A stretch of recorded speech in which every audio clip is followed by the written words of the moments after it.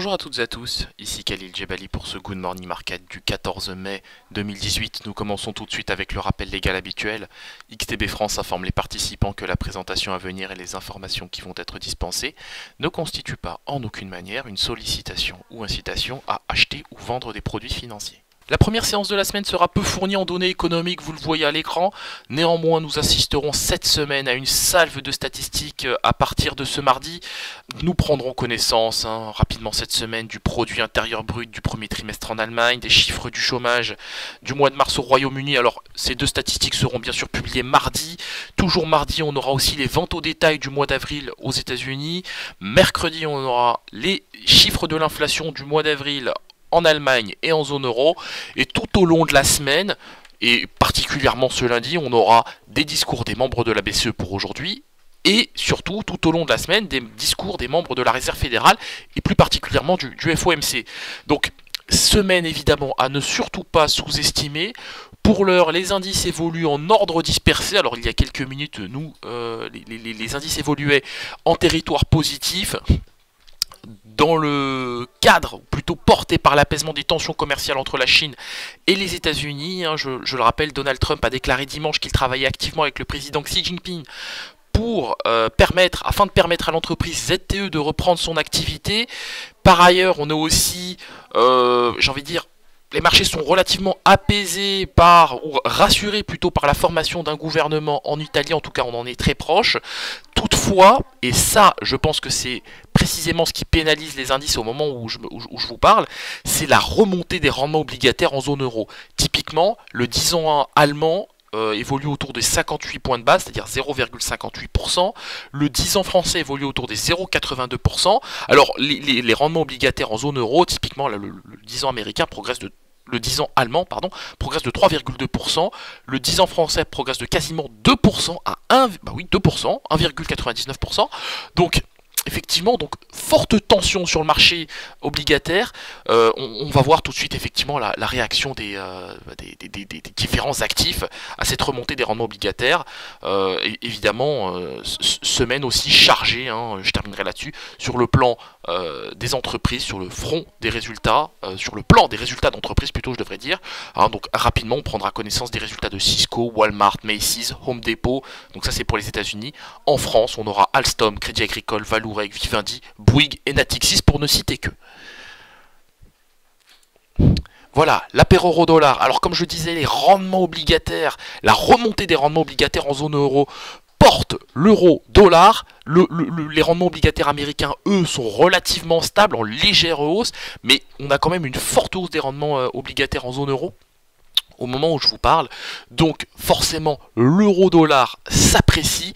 1,1980, je pense qu'on peut clairement viser le niveau des 1,20$ pour 1 euro.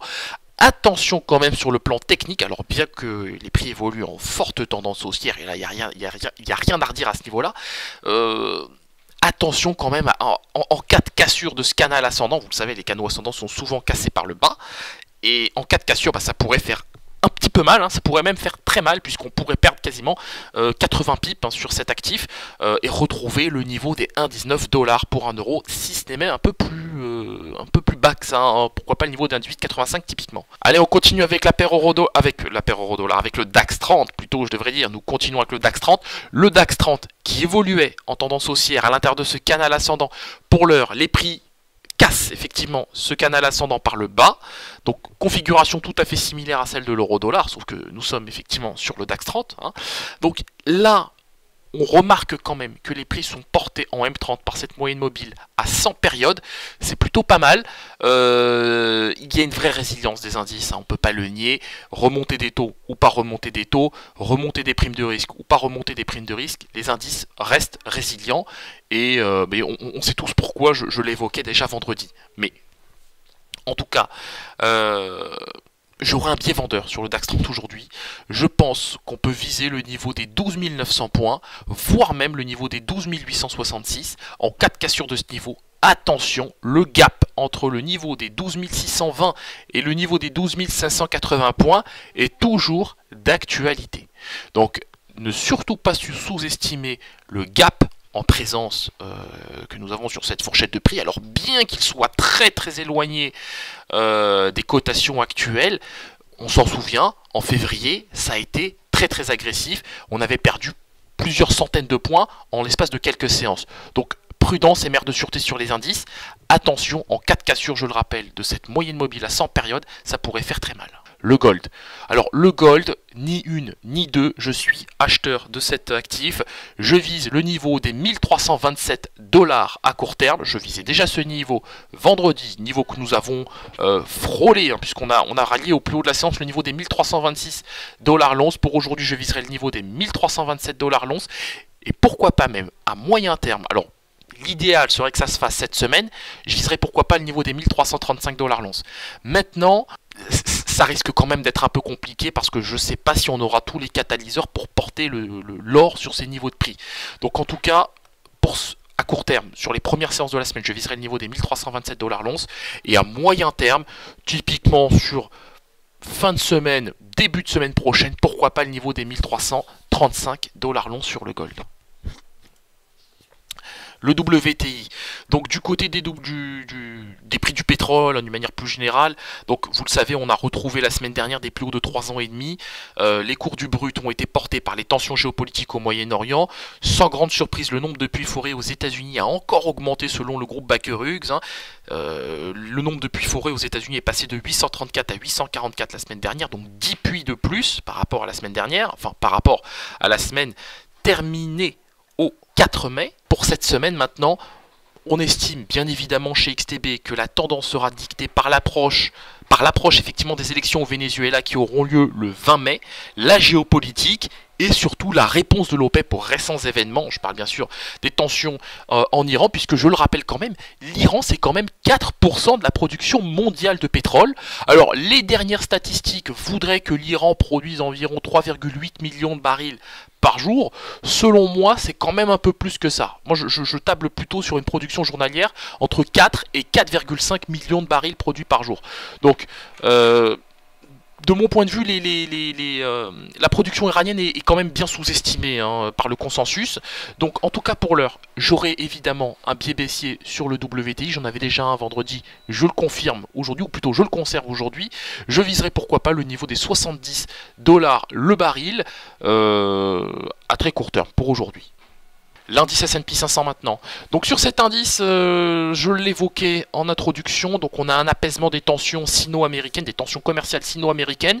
Cet apaisement se matérialise au travers de l'entreprise ZTE qui avait été lourdement pénalisée par les sanctions américaines et qui avait dû d'ailleurs cesser son activité. Alors pour la petite histoire, cette entreprise a été sanctionnée après avoir fourni des composants de semi-conducteurs. C'est un télécom, c'est une entreprise du secteur des télécoms ZTE, c'est une entreprise chinoise évidemment. Après avoir fourni des composants à des entreprises iraniennes, eh bien, elle s'est vue sanctionnée par les États-Unis. Et donc elle a annoncé la suspension de son activité et là, surprise, patatras, Donald Trump a déclaré dimanche sur Twitter qu'il travaillait activement avec Xi Jinping afin de permettre à l'entreprise ZTE de reprendre son activité dans les meilleurs délais. Alors, les investisseurs conservent bien évidemment un biais prudent sur les marchés actions et particulièrement sur l'indice S&P 500, d'autant que je le rappelle, le futur américain a ouvert en gap haussier. Je table bien évidemment sur un comblement du gap. Donc je viserai pour aujourd'hui le niveau des 2726-2727 points en cas de cassure. Alors à ce niveau de prix évidemment on évoluera déjà sous la moyenne mobile à 100 périodes. Je viserai ensuite pourquoi pas le niveau des 2716 points sur l'indice S&P 500. Nous terminons avec le Bitcoin. Le Bitcoin évolue en tendance baissière. On est capé par les moyennes mobiles à 7 et 21 périodes. Alors sur le Bitcoin, vous le savez, il y a une forte volatilité. On allait chercher le niveau des 8655 et même un peu plus, 8700 $ pour un Bitcoin. On a immédiatement replié en direction des 8226 et la rebond technique en direction des 8321. Je viserai, pourquoi pas aujourd'hui, le niveau des 8372 $ pour un Bitcoin. On peut même tenter pourquoi pas le niveau des 8400, mais attention, on est quand même dans un contexte relativement volatile sur les marchés et particulièrement sur le Bitcoin. Merci à vous. Nous nous retrouvons tout à l'heure aujourd'hui, nous nous retrouvons plutôt aujourd'hui à 15h15 pour notre live trading.